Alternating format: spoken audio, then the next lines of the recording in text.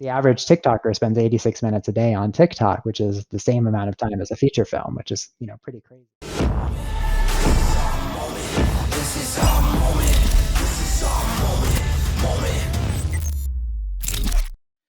Hey guys, welcome to another episode of Blitz Growth. Today I have a very exciting guest and I'm really looking forward to this topic. Evan has worked with a bunch of amazing and very impressive brands, from Match to Warner Brothers to Amazon and a bunch in between. His creative agency is helping brands stay on the cutting edge of social trends, with a strong emphasis on all of the creative that he's been doing in TikTok recently. So I can't wait to dive into that.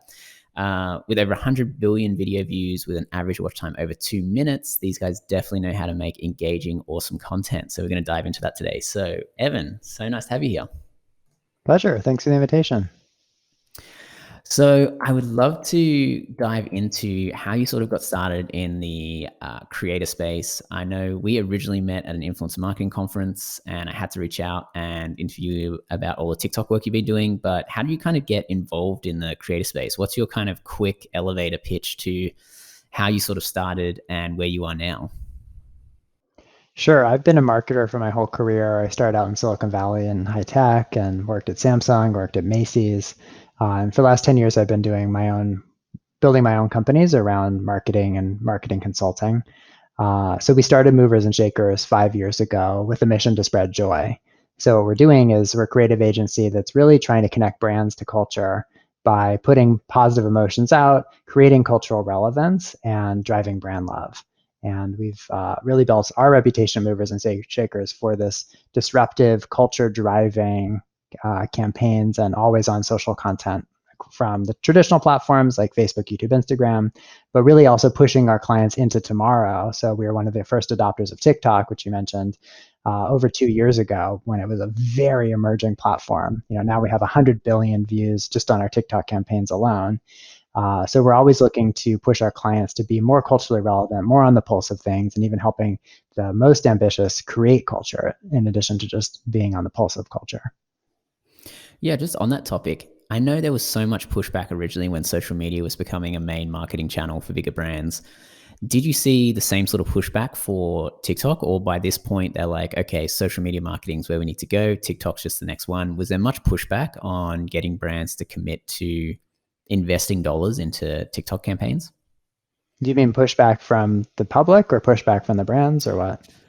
So the brands in general, a lot of them are focused on, ROI and metrics like ROAS and all those sorts of things, return on ad spend, that sort of thing. And I know, TikTok is a relatively new platform. So, you can't measure the ROI as well on new platforms because they just usually don't have the infrastructure just yet. And you get rewarded because you get so many awesome perks, as in the engagement and the views are always highest when a brand new platform comes out. But did you have any kind of struggle with brands getting them to understand TikTok is where you should be investing your time and money in your marketing strategies? Well, it's a great point, and we have seen an evolution. We've been on TikTok since basically the beginning, and over that time, it's been interesting which brands have been interested in the platform, and it's been moving. So in the very beginning, it's just, in 2019, for example, it's just the most digitally native, the most disruptive and forward-thinking brands that were also really focused on that upper funnel brand marketing. And they didn't need to be driving ROAS. They really wanted to be driving that cool factor. And brands like Elf Cosmetics, who we helped enter the platform in 2019 with their famous Eyes, Lips, Face challenge, brands like Chipotle, these were really earliest adopters. Then we had some bigger brands that also were looking for that more upper funnel play. And again, not needing to be as conversion focused or as ROAS focused, entering in 2020. And, I think on the e-commerce side, it's been a little bit slower. There have also been early adopters there who recognized that this was a channel that could work for them, even if they couldn't measure it. And they had management that was open to that, which not all management is. And now as TikTok has built more and more of that infrastructure, we see more and more brands, really opening their wallets increasingly on TikTok. Yeah, well, the early movers always get such a massive incentive because they get by far the best reach and engagement compared to when everybody ends up jumping on. Like when you look at the bell curve, the guys at the very start, the early adopters, always, I think at the start build a lot stronger channels, and it's a lot harder the later you wait. So yeah, interesting that I think the adoption rate for TikTok was probably a lot faster than say like Facebook or Instagram or some of those older platforms. What do you think? Absolutely. Crazy fast. I mean, TikTok has grown as a platform, both just in terms of its community and then in terms of its adoption by marketers. It's grown so much faster than any other platform before. And I think partly that's just because of where we are. And, people get new social platforms and there's a willingness both from consumers and marketers to adopt them.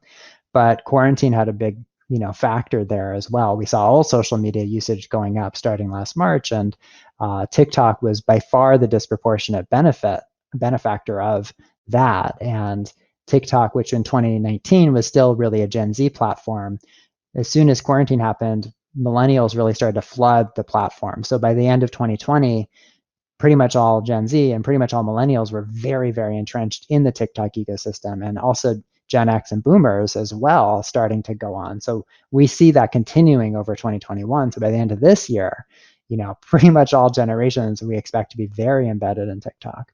What that means is that there's still those opportunities for earlier adoption. To your earlier point, in 2020, we launched a lot of millennial focused brands on TikTok, and they were early adopters, first movers, where there wasn't a lot of creator infrastructure. There weren't a lot of brand competitors there. And now we're launching a bunch of luxury brands onto TikTok, and they also have a sort of first mover advantage. So it's interesting because the community has grown so insanely quickly. It means that there keeps being open these new white spaces for brands to play as well. Mm.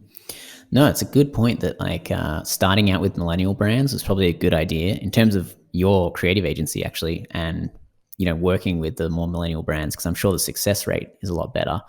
And then now it's kind of evolving. Do you think TikTok is going to replace Instagram? That's the big question. I don't think it will replace Instagram. I think they're different things, and when somebody opens their app drawer on their phone, they're going into a different app depending on what they're looking for.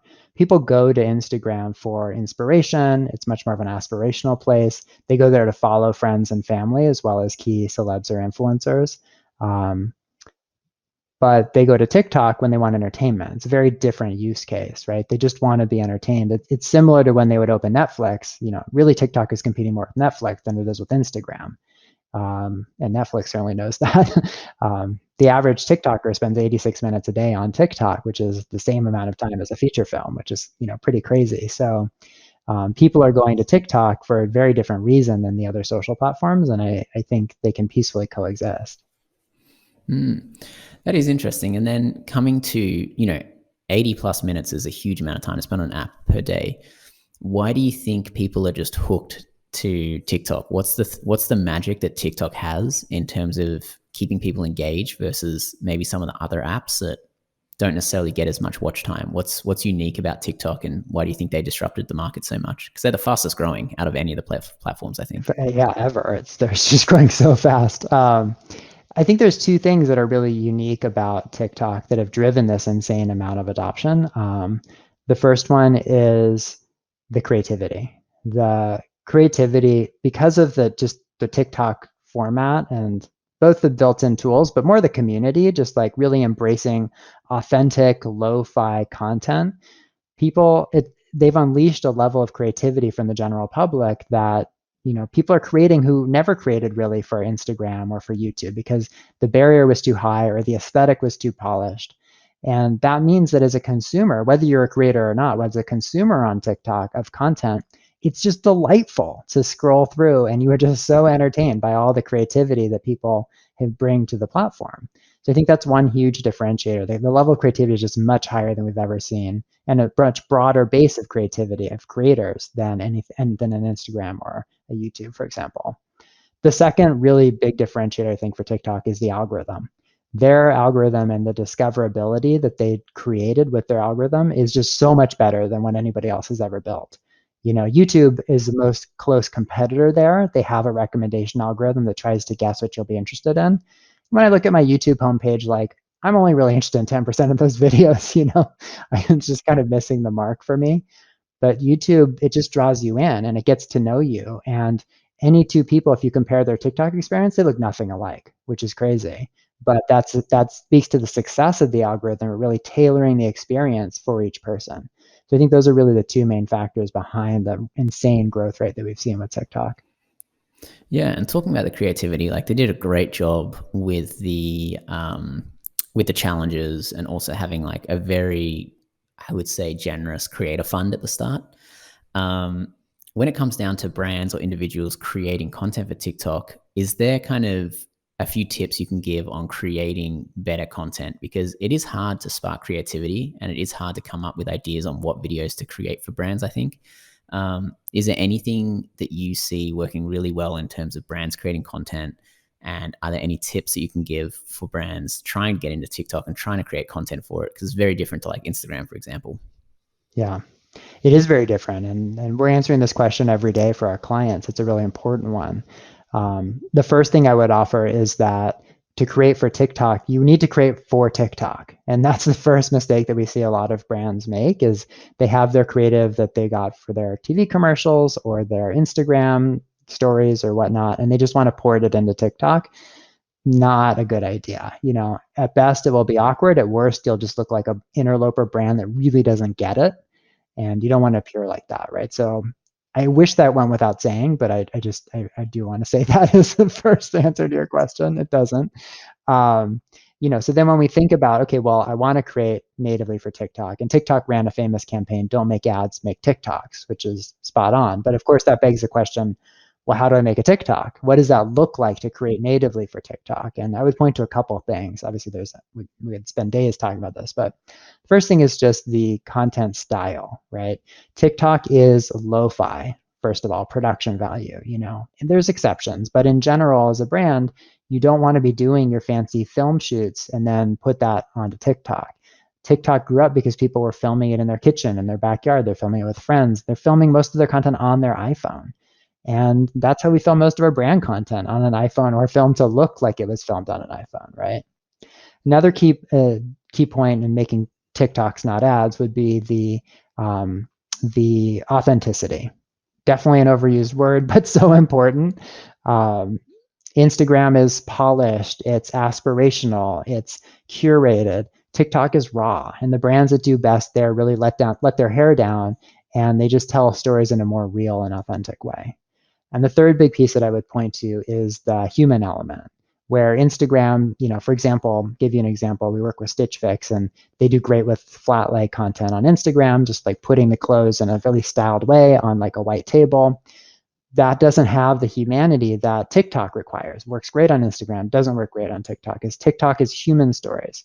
So we would always want to see at least a person's hand moving around and manipulating things, but probably you want to see that person, see them wearing the clothes, right? Just a very different storytelling style that's going to work well on TikTok. Yeah. No, really interesting. I think the humanization aspect is massive compared to Instagram, and more, raw video rather than just staged photo shoots is a big difference. Quick question on that one. So brands who are e-commerce and, they are trying to enter the market, what's the easiest way for them to get involved in TikTok? So you said Stitch Fix does the lay flats and then has a person maybe engaging as well. Are there some main kind of like trends or pillars of content that e-commerce brands can use to kind of get involved in TikTok? Well, let me just back up and there's 5 ways for brands to play on TikTok in general. So I can talk through those, and e-commerce brands might be interested in some, but not all. The first one is having your brand channel. So this is your organic, always on presence, right? Second way to engage on TikTok is to work with influencers. Really amazing way in. Third way is to do traditional ads. TikTok offers a product they call their in-feed ads, just like a Snap ad or an IG ad. So those 3 are basically the same across any social platform, right? Your brand channel, influencers, and ads. There's 2 more that we find that are really unique to TikTok. One is these viral challenges. And I think these are the campaigns that are often making headlines, right? I mentioned the example of our e.l.f. Cosmetics #GuysLipsFace challenge, which got over 5 million user-generated videos contributed to the challenge. Totally crazy. This is how we get these billion view campaigns. I mean, we just launched a campaign on Friday, and over the weekend it was past 4 billion views, which is wild.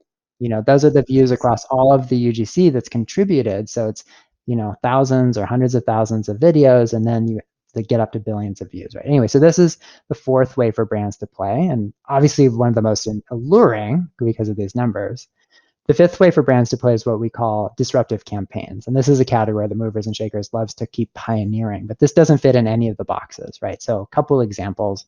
We launched the first ever TikTok native reality show last year for one of our clients. It was entirely native to TikTok, aired on the brand's channel in 20 to 40-second episodes. We launched a month ago with Nerf. We launched a huge Nerf tournament that's entirely happening on TikTok. People nominated themselves to be on the teams. We had team captains who are these mega influencers, and now the teams are competing against each other entirely through TikTok for winning the Nerf tournament, right? So these are examples of this fifth category, which is totally out of the box disruptive campaigns, and we love those, obviously, at Movers and Shakers. So anyway, just to recap, those are 5 ways for brands to play: brand channel, influencers, ads, viral challenges, and disruptive campaigns. So to go back to your question about e-commerce brands, the ads, number 3, is where most of them think to start, and certainly I think still their best bet, because that's the best way if you're really focused on lower funnel and conversions. Ads is typically the only way you get that direct click out that can go towards a landing page. They are building that functionality more and more. So there's different programs in beta for influencers and things like that. And now increasingly you can have a link in bio. So influencers is probably the next place to look. And then, of course, brand channel. It's funny, we've been having people ask us for years, like, do we need a TikTok channel? And I think it's pretty clear at this point that TikTok's here to stay. So it is important to get that going. But that's going to be more upper and mid funnel.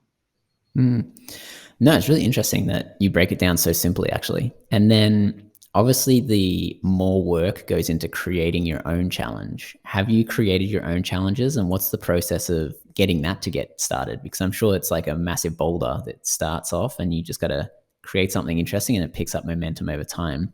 Have you created any challenges that have done really well, and what was the process behind that? Yeah. So we've created tons and tons, dozens and dozens of challenges, and Movers and Shakers probably does more TikTok challenges than anyone else in the world. That's how we've gotten to over 100 billion campaign views, is we're just constantly spinning up these snowballs. And that's just to go back to the 5 points. That's the fourth way in, right? These viral challenges. I'll give you a couple examples, I think, because that kind of helps bring it to life. So the first one I mentioned a couple times is still the most famous TikTok challenge ever, was our ELF Eyes, Lips, Face challenge, right? This was back in the early days of TikTok, but the invitation was super simple. ELF, ELF, stands for eyes, lips, face. So we were like, how can we get all of TikTok dancing to eyes, lips, face? And so we set up this challenge. It was basically, show me your eyes, show me your lips, show me your face. We wrote an original track that, in a much cooler way than that, created those 3 prompts in the music. And people loved it. People danced to it. People told funny comical stories to it. People just did sexy poses to the camera for it. And we had, like I said, over 5 million user-generated videos of people showing their eyes, lips, and face. And actually, the original music that we wrote went extremely viral. It hit number 4 on Spotify's global viral charts, was in the top 50 from Australia to the Netherlands. It was totally crazy. Wow. That's really impressive, because I think that is a new genre that's coming up. Like, brands didn't used to create music for their content on social, but that's a really big part of TikTok, actually. And I have heard of a few brands and a few creative agencies that are literally hiring people to make TikTok tracks for them. And then also some artists are getting famous off their TikTok tracks. So what was the process there? How come you decide to create your own music as opposed to use somebody else's? And the eyes, lips, face one makes sense, but for the other challenges you create, or the other content that you create, when do you decide to make your own music versus use someone else's music? It's a great question. And funny story, when we created the Eyes, Lips, Face challenge in 2019, TikTok told us not to create an original song, because the best practice at that time was to license a hit song, which was good advice at the time. But just to give you a little context, my agency, Movers and Shakers, has been created original branded music since we started 5 years ago. And a lot of our work across channels has relied on using original music to do branded storytelling. That's one of the things that I think has made our content so emotionally impactful. So when we were looking at TikTok and entering there, we saw an opportunity to create an original branded song, even though that's what was recommended at the time. And we did it. And as I just explained with the Spotify chart results, like it obviously worked. And now that's created the playbook that most brands who create a viral challenge, now they copy our playbook and they create an original song. And in general, we still do that. Last year we probably created 30 plus original branded songs. A lot of those we created for TikTok challenges. And there's a whole art and a science to both creating really hit music, but also creating music that will tee up a viral challenge, but that also carries a brand message forward, right? Marrying those three is tricky, but something that we've really mastered. Another great example of a song that we wrote is we did a campaign for Amazon last year called Pajama Jam. And it was around the holidays. The idea was to promote Amazon as a destination for apparel. And we created a challenge that invited people to do a catwalk at home in your holiday pajamas or with your family in matching holiday pajamas. So we wrote this song that basically allows you to feel like you're on the catwalk or in RuPaul's Drag Race or something. And you just strut your stuff it's super silly, right? With your family in your holiday PJs. But I wish I'll send you the music. You can code it into the podcast here. But I would love to add some just examples to the podcast as well. So for send me all sure. your examples and I'll add them in. Okay. Yeah, because the songs are they really get people going and they create an architecture for the challenge. So when we're doing a TikTok challenge, we almost always would create music. The only time we wouldn't is if the brand already has its own music IP. So for example, we work with a lot of movie releases, and sometimes there's musical IP from that we'd want to work in instead. Mm-hmm. Got it. Because I know one of the strategies for a while on TikTok was literally just to leverage the music for, trending for certain music, trending for certain challenges. And like, you have to use that track to kind of be bundled into them. My next question would be, sorry. Just a point on there, because I know your listeners are going to ask, based on what you said, it's challenging for brands because brands don't have access to all the pop songs that you do as a general TikToker. So TikTok will buy a license for a normal user to use the latest song from Megan Thee Stallion or Drake or whomever. But as a brand, you don't have access to that because that's a different type of license that TikTok's not going to buy for the brand. And so that creates a big hurdle. You can no longer do what you just said, which is just as a brand, hop on those trends that are driven by music. And that's why some brands are bringing their own music, we're creating music, or we're searching through other library music to find music that feels good on TikTok. And then still participating in trends, but there's a lot of trends that aren't driven by the music. It's just a lot more work for our team to go find those and then integrate the brand into them. Yeah, actually, that's a really good question. So what about influencers on TikTok? Because they're kind of like halfway between a regular user and halfway through a brand, because they're still selling their service, which is kind of the product of their followers, really. So where do they fall in that category? Or is that a gray area? Influencers are lucky. As of now, influencers consult your own lawyers, but TikTok allows influencers access to the full library, right? So you see big influencers using all the hit songs, and if I was an influencer, I would probably be doing the same thing because that allows you to get in more trends.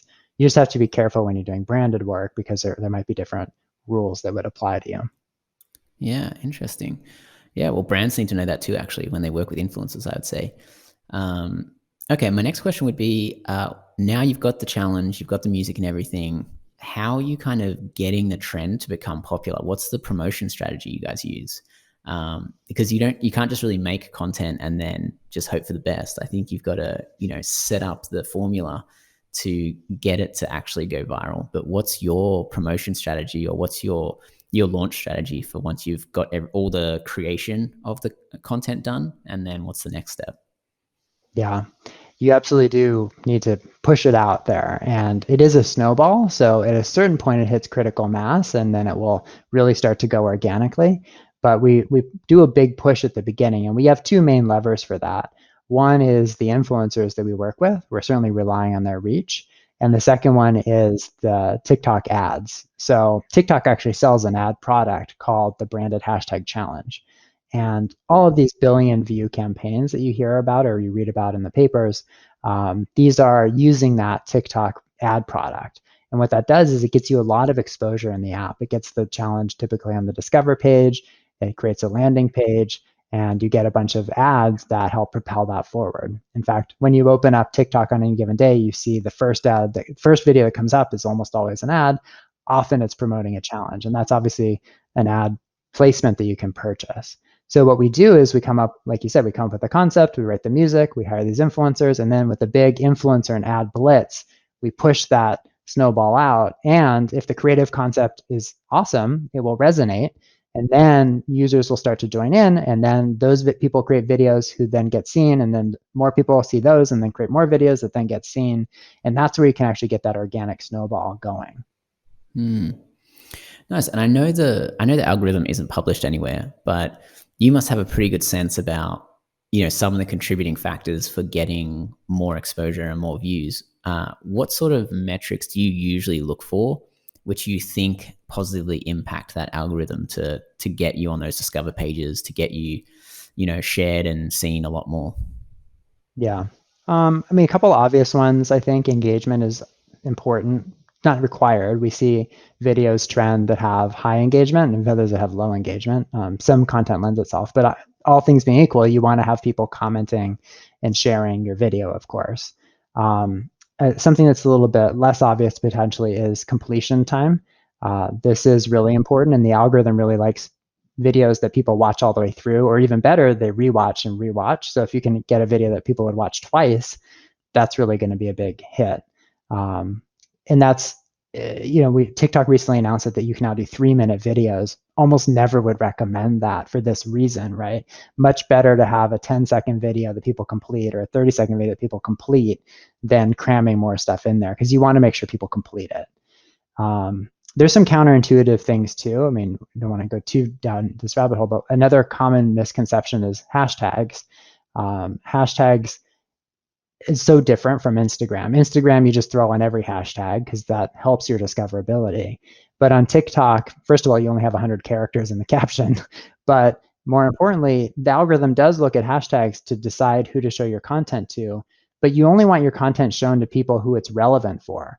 Again, going back to the completion rate, if people see your content and they just scroll right past it because it's not relevant for them, that's going to penalize you in the algorithm, which means you don't want to put hashtags on that aren't super relevant, because you don't want to have the hashtags direct your video to viewers that aren't really going to like it.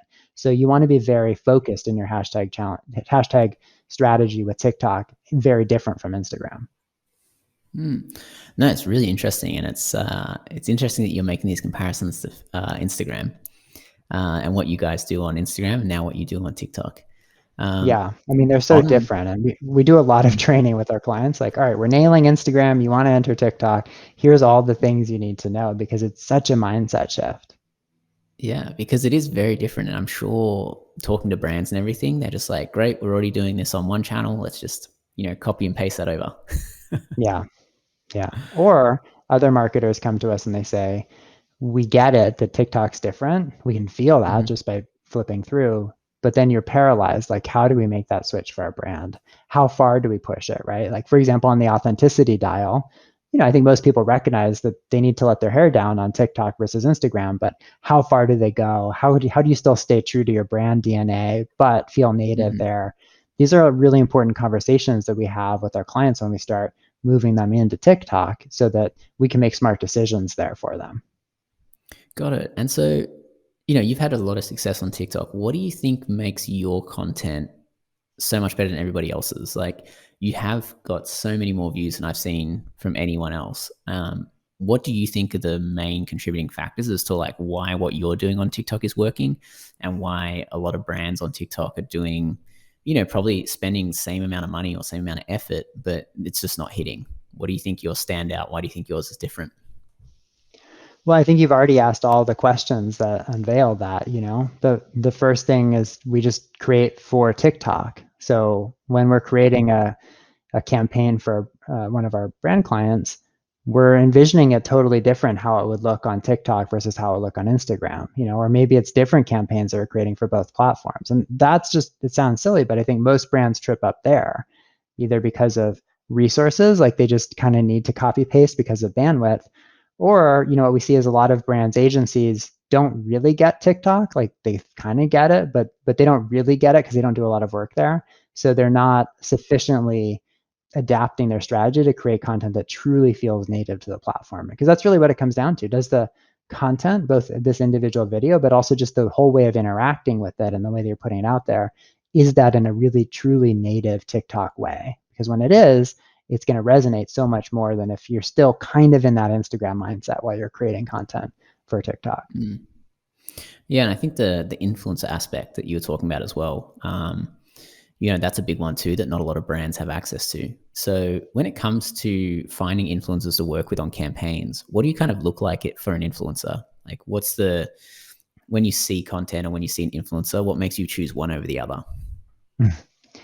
Well, the first thing I would say is same thing we just talked about. You want typically native TikTok influencers. So a very common mistake we see brands make is they've already got their relationships with their influencers from YouTube or Instagram or Twitch or whatnot. And those same people have a TikTok, so we'll just buy a TikTok post from them.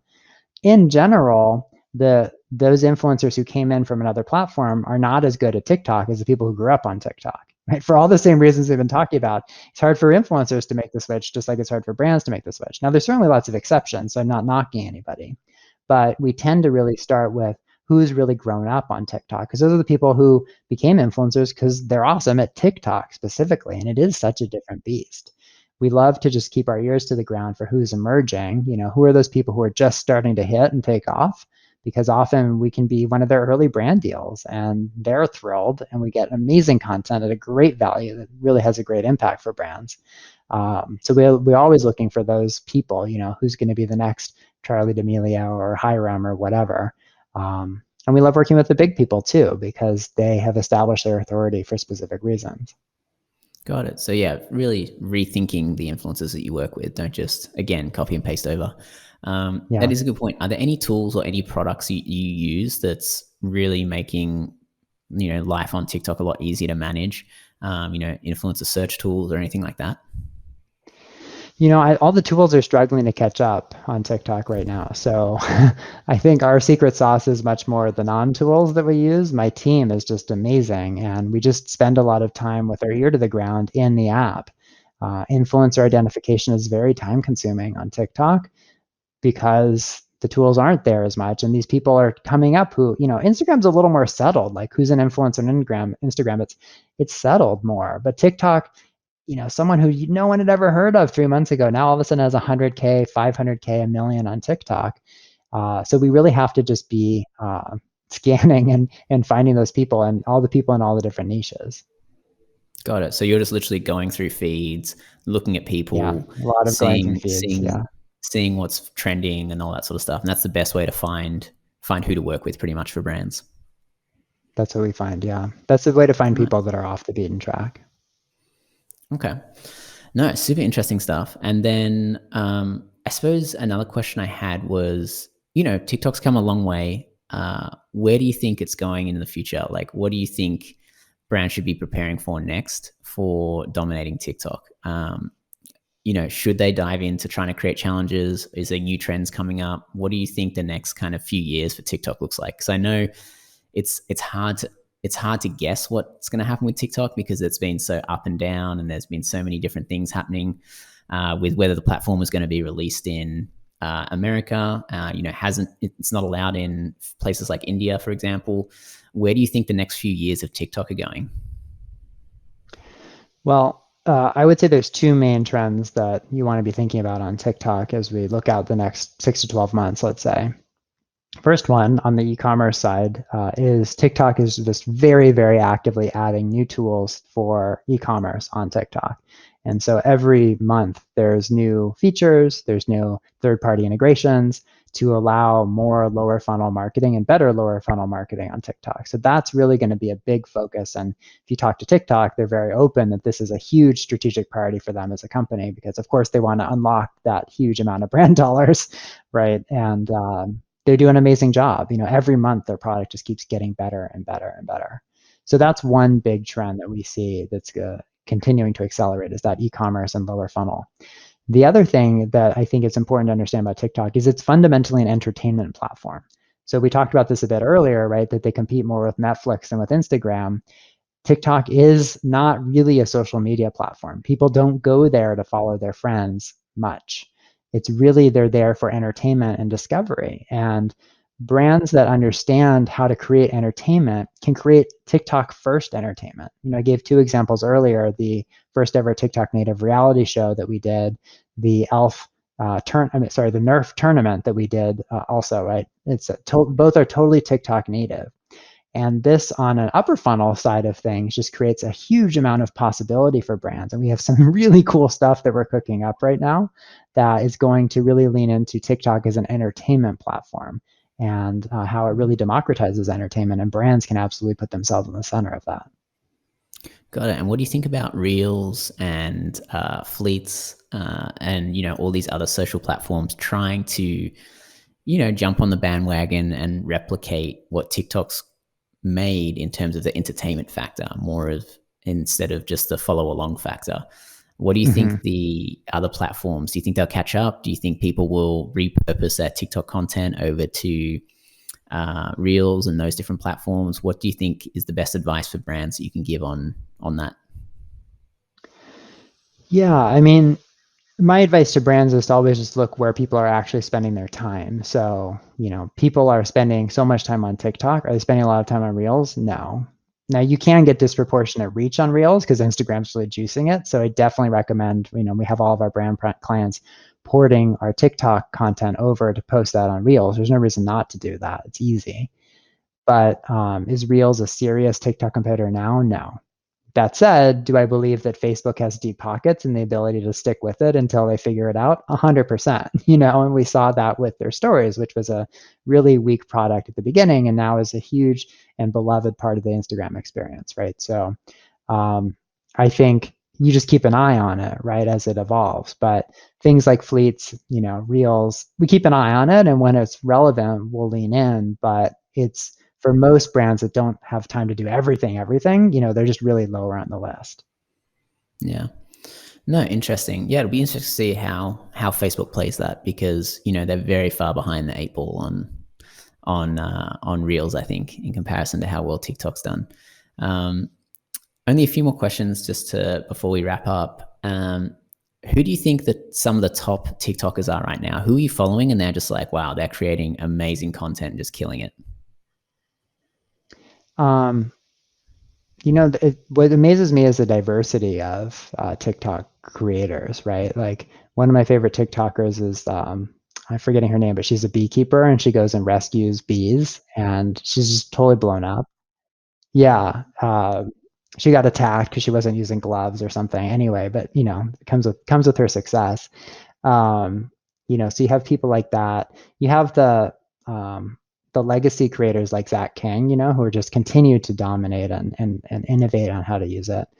But we have so many different communities of people that are really springing up on TikTok, from chefs to skincare experts, and it's just amazing to see the diversity of talent come up. Mm-hmm. Yeah, that's a good point. And isn't it? Oh, sorry. Go ahead. I was going to say, just on that topic, while you're talking about like a niche or a category, are there any niches or categories you think are doing better on TikTok right now? And if you do have a brand, or if you are a content creator in that niche, you can get a big advantage on TikTok right now versus other categories or niches that maybe are not just quite ready for TikTok just yet? Well, it's been interesting from the brand side. We've seen industries kind of come in sequence. So when we did the e.l.f. Cosmetics campaign back in 2019 that got so much attention on the platform, the beauty industry way disproportionately paid attention to that because it's just looking at itself, right? And so beauty was one of the first adopters. And in 2020, we had a flood of beauty brands looking for our help to understand TikTok. And so that's a much more developed category. And you find that too from a creator standpoint. And there's a lot of money now, obviously, because the brands are there for the creators. Where you have something that's like just starting, like travel, for example. Travel has obviously been a very depressed industry in 2020, but is now coming back. And so that's a community that's on the other side where it's like just about to take off. But I would say, to answer your question, if you're an influencer trying to decide where to focus, like focus where your passions are, because it will normalize, and there's just huge pools in all of these different areas. So even if you're in beauty, there's just so much money available to beauty influencers that I would still go into beauty, even though it's a more mature category. Yeah, well, I think, you look on YouTube, all the different niches for influencers, and some of them have really high CPMs, some of them have really low CPMs. So obviously, influencers want to get on the high CPM categories or niches, Sure. obviously as long as it matches their interests. But yeah, do you think the creator fund has been good? Do you think they'll keep investing in the creator fund? Do you think they'll give back like YouTube did versus what Facebook did? What's the foreseeable horizon for creators on TikTok, do you think? Well, I think it really helped jumpstart the ecosystem and encourage more people to become creators. I do think TikTok's getting to the point where they don't need to provide as many incentives because the brands are there now. And so there's a lot of money in it for creators just from the brands. Can't pretend to speak for TikTok's strategic planning. I have no idea what they're going to do in terms of continuing or not continuing that. But we can just see from the brand side, and that's where we spend our time, like the momentum is just continues to increase, year after year for TikTok, where, and the 2 years ago was only the really, really forward thinking brands. And then our phone started ringing, and, Disney finally called us, and then Mattel finally called us, and, Johnson and Johnson finally called us. And you just see these bigger and bigger and the more conservative companies finally ready, are no longer able for their legal departments to hold them back, whatever the case may be. And, that's just going to mean more and more money for creators for sure. Just a lot more. We're still at the tip of the iceberg. Yeah, so it's going to swap from TikTok paying them to brands paying them pretty much.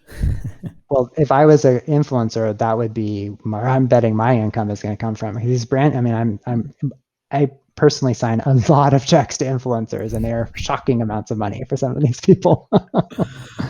That is a good point, though. Like, do you think influencer marketing will normalize and there will be more of a transparent kind of rating and payment process when working with brands, working with influencers? Because I know that it's hard to put a dollar value on influencers, and the range just seems to drastically change.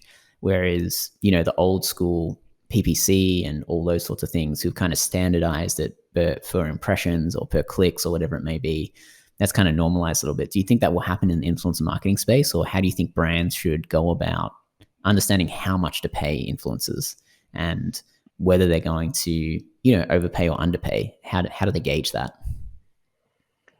I don't see any real rationalization coming anytime soon in that, just from my vantage point. It still is the Wild West. I mean, there's definitely differences between platforms, right? So if you look at Instagram or Twitch, it's like there's more rationality if you look across, just because those categories have been around longer and those influencers are more professional, right? And they've been doing it longer. You can get a TikToker with 1 million followers who's at like, I'll charge 1,000 for video, and another one who's asking for 20,000 for video. Does that make sense economically? No, but that's just where we are in the growth curve. But when you look at the macro system of it, and we work with a lot of different brands, a lot of them have just very different systems. One of our clients who's a big Fortune 100, they're very methodical on a CPM basis, but that's rare. We don't see that normally. It's still much more hand wavy, fuzzy, typically. And it's a negotiation, and it's based on perception. And we'll also have clients who are like, I want Charlie. And you're like, well, she's not worth it. Well, I don't care. I want her. Okay, fine. Like, so there is a lot of that still too, right? Yeah. So it's interesting.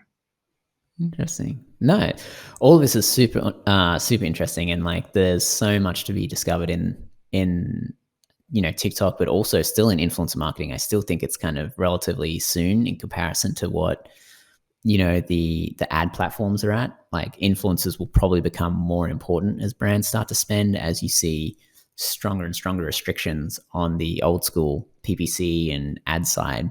Influencers do seem to be a natural progression into how brands can reach customers, because people are sick of seeing ads from a brand saying my product's awesome. Consumers want to see ads from influencers saying this product's awesome, like I endorse it, sort of thing. So yeah, all interesting stuff. But Evan, really appreciate your time. Where can everybody find you? What's your latest project that you're working on? This is your time so that people can really deep dive and learn a little bit more about you and what you're doing. Sure. Well, go to our company website. We're Movers and Shakers. Our website is moversshakers.co. So two S's in the middle, moversshakers.co. You can email us at hi@movershakers.co. If you go to our website, we have tons of free resources, a lot about TikTok, because that's always what people love to ask about. We've actually had at least 2 TikTok ebooks that you can download for free, I think. We're doing webinars all the time about TikTok and other emerging platforms and other ways for brands to connect to culture. So invite everyone listening to come to those free webinars. We have a blog that, again, just has tons of articles talking about what's trending in social, across social and culture. So those are all great resources for people at our website. Nice. And yeah, thank you so much for your time. I'll definitely add all those links into the show notes and everything. That webinar is super interesting because I don't see a huge amount of brands kind of deep diving so much into a platform, understanding it on that level, and then giving that information away through ebooks and webinars as much as you guys do. So congrats there. It's very impressive. Thank you. Well, I mean, it's strategic for us because Movers and Shakers is at such of the cutting edge of marketing that we almost have to do the education, right? Because we need to help our clients understand where we want to take them. And the people who seek us out are those CMOs who are really forward looking, and they're coming to us because we'll educate them. So we're happy to do the webinars. We've been doing TikTok 101 webinar for over 2 years now, which is crazy because if you think about where Clubhouse is now, like Clubhouse is extremely mature compared to where TikTok was 2 years ago, right? But we're always trying to look out that far ahead and help educate marketers about what they should be thinking about. And the key question is when that's relevant for them, right? Because all these new things most of them are not relevant for any given brand at a specific time. Yeah, well, it's a great way to do it. And I think it's not just education for the person who's watching, because you work with, Fortune 100 and 500 companies. It's more so educating the other people at the company too, because the person seeking you out probably already knows it's a good idea. They're like, okay, That this often is is the what we need to case. do. Yes. We Yeah. have a lot of really forward-thinking marketing managers who need to get their director and VP and CMO and CEO engaged, and so we're there to help them educate as well. Nice. Yeah. Well, Evan, thank you so much. Really appreciate it. Glad we got to catch up, talk about some TikTok stuff, and I'll be trying to use some of this myself, actually. It's all super valuable info, so I really appreciate it. Do. Yeah, my pleasure. And if you want to stay up to date, you can also follow me on LinkedIn. I'm constantly posting these new articles and insights, case studies as we release them. So that's another good place to stay up to date. Yeah, I've read a few. They're really good and really detailed. Thank you. So yeah, definitely all the listeners go and check that out, because it's if you're getting into TikTok, it's a great guide to get started. All right. Thanks, Appreciate Evan. that. Thanks, Jack. Hey guys, we put a bunch of effort into making great content for this YouTube channel, so please hit subscribe, leave us a comment, hit like, and tell a few friends about it.